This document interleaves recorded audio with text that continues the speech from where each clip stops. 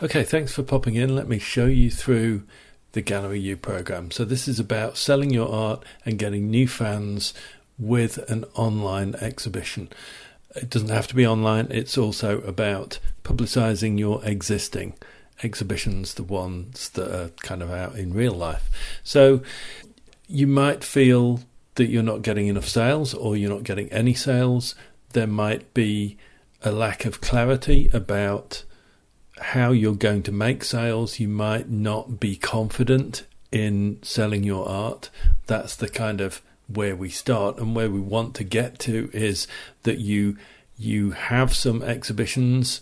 This applies whether you're starting out or whether you are an established artist with proper exhibitions that you need to publicize. Either way, if you're starting out, you can do this online without any actual exhibitions. You can do it all yourself. So it kind of applies to both. So, if you are new, this is a way to get exhibitions started.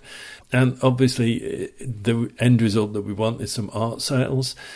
And it's also about getting you into retail galleries so you get regular sales from those galleries and you get yourself a following and your confidence builds, because this is a way to sell your art. You can do this kind of 3 times a year and maybe that will pay for everything. So it is a way to sell your art reliably. Okay. So this is the process. We go through kind of preparation, then this thing called the wave, and then we do the actual show, and then we talk about retail galleries. So the first thing, I put some dates in because this was originally set for a particular finish line. It doesn't really matter, just to give you an illustration. So this is like for 2 weeks. We're going to do, so it's preparatory. That's not 2 weeks, is it? That's like 6 weeks.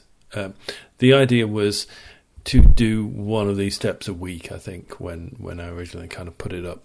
So the first thing is, this is values-based marketing. That's what I do. And the beauty of values-based marketing is we're not really selling the art as much as we're selling what you want, what you're aiming for, your reasons for doing it, and trying to align that with the reasons that your buyer kind of, the things they live for. So if you want more joy in the world, then you want to align yourself with other people who want joy in the world too. And then they will like your art and they'll support you for life. They'll, if they've got no money, they'll share you and they'll, shout about you from the rooftops. And if they've got some money, they'll come along to the shows and buy your art. Okay, so it's to get a following of like-minded people. So that's step one.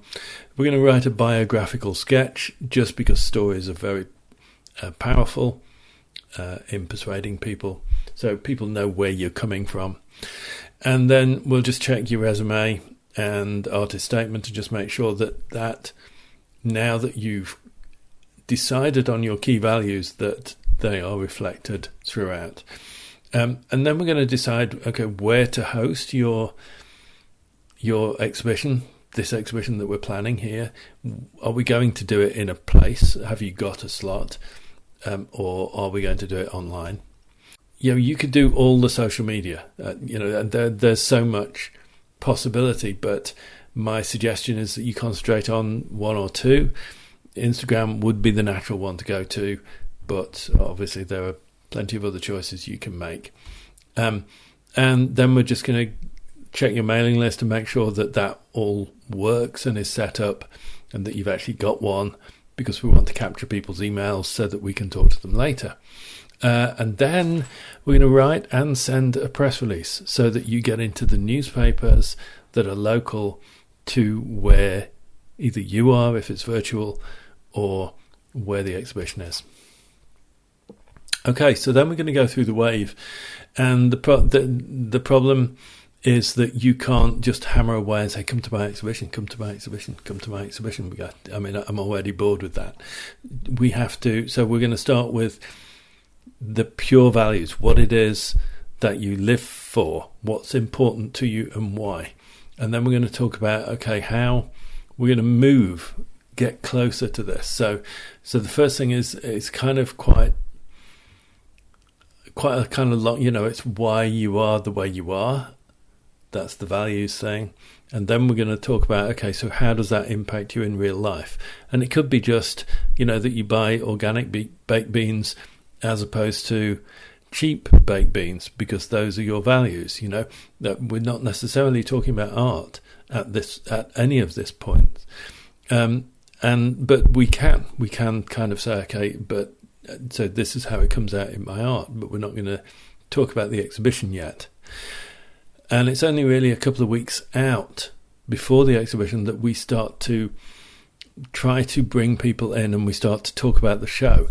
And the reason for that is that in the previous two parts of the wave, we are trying to get people in a non-threatening way. We're trying to get people to agree with you and to enjoy the examples that you're giving and the stories that you're telling and the kind of images that you're bringing up. We want people to just enjoy that for what it is, and to grow close to you and grow fond of what you stand for and why you're there and what you're doing, so that they're then predisposed to kind of go, oh yeah, all right, I'll go to that art exhibition. They're a lot warmer to that idea. So then we bring them in. And there's a couple of things, if you got art buyers already, then I would suggest you kind of have a preview for them. And then you can still have a preview as well, even if you're doing it online. Then you've got the show, and the deadline, the time that the show ends is when the calls to come to the show should stop. So all the way through the exhibition, you need to be bringing people to the exhibition. It doesn't just stop. Once you've done the preview, you go, oh, thank goodness for that, right? I can rest now. No. It carries on. You've still got to try and bring people into your show throughout until it closes. And then I suggest, because you've spent all that time practicing your conversation and practicing talking about your art, you probably haven't been doing any art at all in all of this time, or not in all of this time, while the show's been on. You're in people mode, so you're in a really great place to, you can pretty much take the art that hasn't been sold at your exhibition and stick it in the back of the car and go off to see some retail galleries.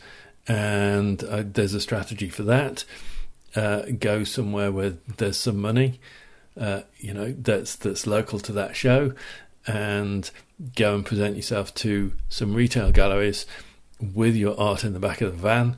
And it's only kind of after then, and hopefully you'll get another retail gallery to represent you, and that would be brilliant, because there's kind of two ways to make money here. There's the way to there's from the exhibition, but there's also the ongoing income that you would get from being represented in a retail gallery in a city that perhaps you're not currently represented in.